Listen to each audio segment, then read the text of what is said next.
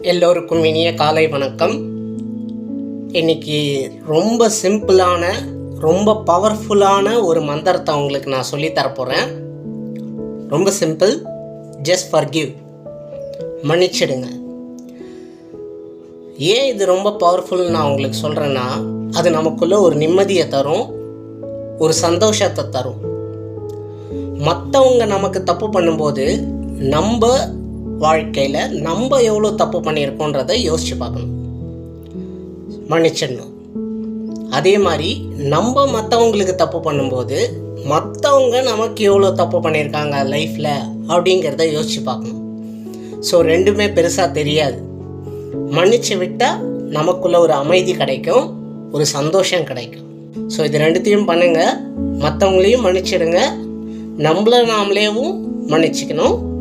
So life ரொம்ப நிம்மதியாக இருக்கும், ஹாப்பியாக இருக்கும். All is well.